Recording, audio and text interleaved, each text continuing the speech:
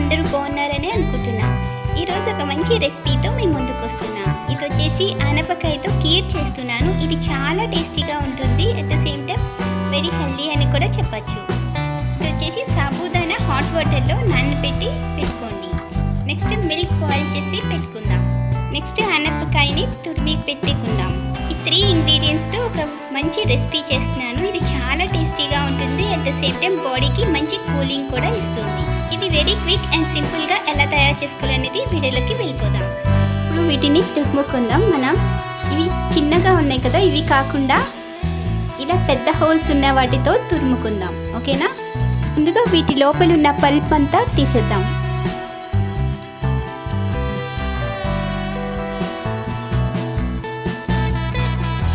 ఇలా వీటిలో పల్ప్ మొత్తం తీసేసుకుందాం. చూడండి, ఇదైతే నేను పీల్ ఆఫ్ చేయలేదు, వీటితోనే నేను తురుముకుంటున్నాను.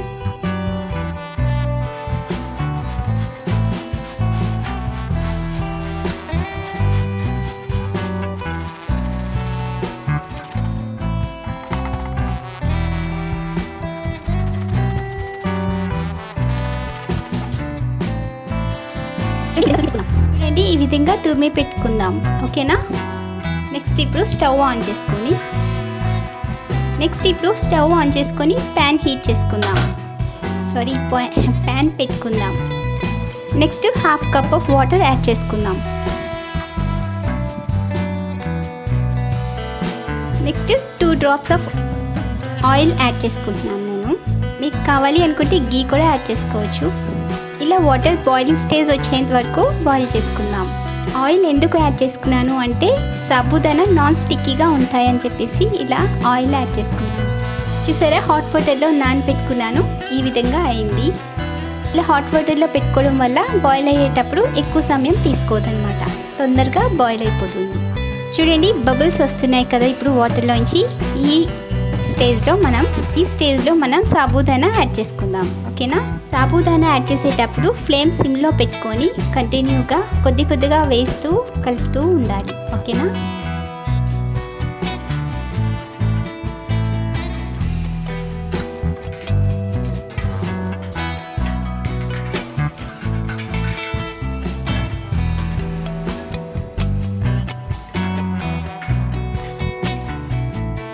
ఇప్పుడు ఇలా మిక్స్ చేస్తూ ఉండాలి, లేకుంటే స్టిక్కీగా అయిపోతాయి.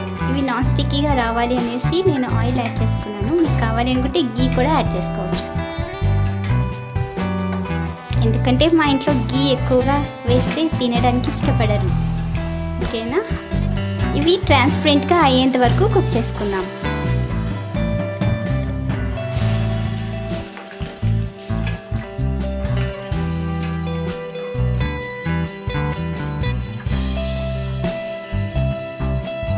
ఇంకా కొంచెం ట్రాన్స్పరెంట్గా రావాలి.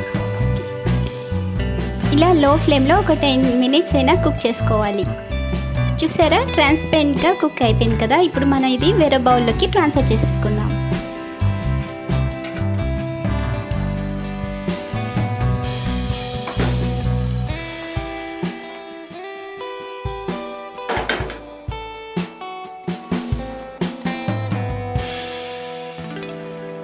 చూడండి, వేరొక ప్యాన్ పెట్టుకోండి. స్టవ్ ఆన్ చేసుకొని నెక్స్ట్ గీ యాడ్ చేసుకోండి. గీ మెల్ట్ అయిన తర్వాత ఇప్పుడు తురిమి పెట్టుకున్నాను కదా, వీటిని గీలో యాడ్ చేసుకొని వేయించుకుందాం.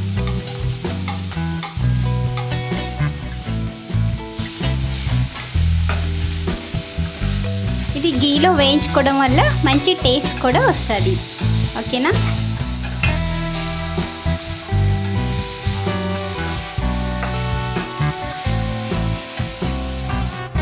జస్ట్ పచ్చివాసన పోయేంత వరకు వేయించుకుంటే సరిపోతుంది. ఎక్కువ వేయించుకోవాల్సిన అవసరం లేదు. ఓకేనా?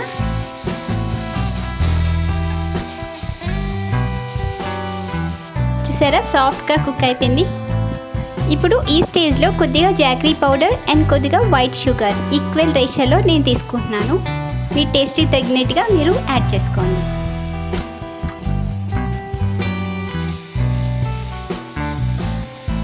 చూసారా, ఇలా షుగర్ వేయగానే ఆయిల్లోంచి చూసారా వాటర్ రిలీజ్ అవుతుంది.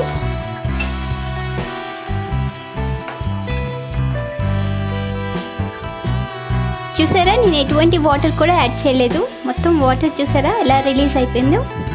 నేను జాగరీ పౌడర్ తీసుకున్నాను కాబట్టి ఈ కలర్లో వచ్చింది. ఓన్లీ షుగర్ ప్రిఫర్ చేశారనుకోండి మంచి కలర్ఫుల్గా కనిపిస్తుంది. నెక్స్ట్ ఇప్పుడు మిల్క్ యాడ్ చేసుకుందాం.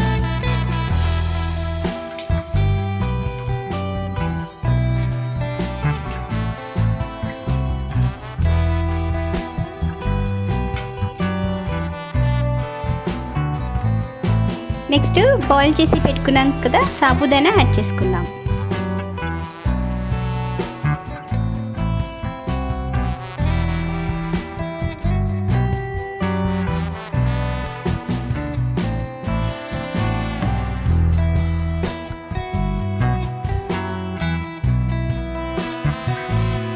చూసారా థిక్ కన్సిస్టెన్సీ వచ్చేసింది. అండ్ చూడడానికి కూడా నాకు చాలా యమ్మీగా ఉందండి. ఇలా మీ పిల్లలకి చేసి పెట్టండి, చాలా ఇష్టంగా తింటారు. అండ్ ఇట్స్ వెరీ హెల్దీ కూడా. అండ్ ఇన్స్టెంట్ బాడీ కూలింగ్ కూడా ఇస్తుంది ఇలా చేసుకోవటం వల్ల. నెక్స్ట్ ఎలాచీ పౌడర్ కూడా యాడ్ చేసుకుందాం. మంచి ఫ్లేవర్ ఇస్తుంది అనమాట ఎలాచీ వేసుకుంటే. మరీ థిక్నెస్ కాకుండా ఇలా రన్నింగ్ కన్సిస్టెన్సీలో మీరు మీ గెస్ట్కి సర్వ్ చేసి పెట్టండి, వాళ్ళు చాలా అప్రిషియేట్ చేస్తారు. And at the same time ఇది హెల్తీ కూడా. ఓకేనా, ఇప్పుడు స్టవ్ ఆఫ్ చేసుకుందాం. చూడండి 1 pinch ఆఫ్ సాల్ట్ కూడా యాడ్ చేసుకుందాం. ఇలా స్వీట్స్ తయారు చేసుకునేటప్పుడు 1 pinch ఆఫ్ సాల్ట్ యాడ్ చేసుకోవడం వల్ల ఏమంటారో తెలియట్లేదు, కానీ చాలా టేస్టీగా ఉంటుంది. ఎక్కువ షుగర్ తీసుకోదన్నమాట, లేకుంటే ఇంకా ఎక్కువ షుగర్ యాడ్ చేయాల్సి వస్తుంది. చూసారా యమ్మీ యమ్మీ కీర్ రెడీ అయిపోయినట్టే.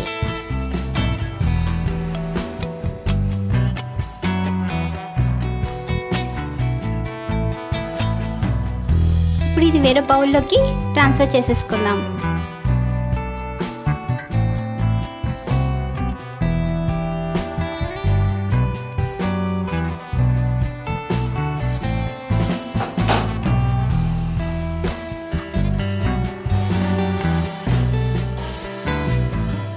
ఈ విధంగా నట్స్ ఫ్రై చేసుకొని రోస్ట్ చేసుకొని ఈ విధంగా మీ పిల్లలకి సర్వ్ చేసి పెట్టండి. వేడివేడిగా చాలా ఇష్టంగా తింటారు.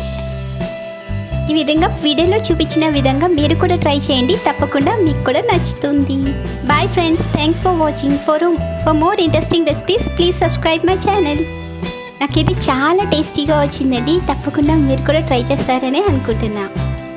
వీలైతే ఈ రెసిపీ మీరు కూడా ట్రై చేసి ఎలా వచ్చిందనేది నాకు కామెంట్ బాక్స్లో తెలియచేయండి.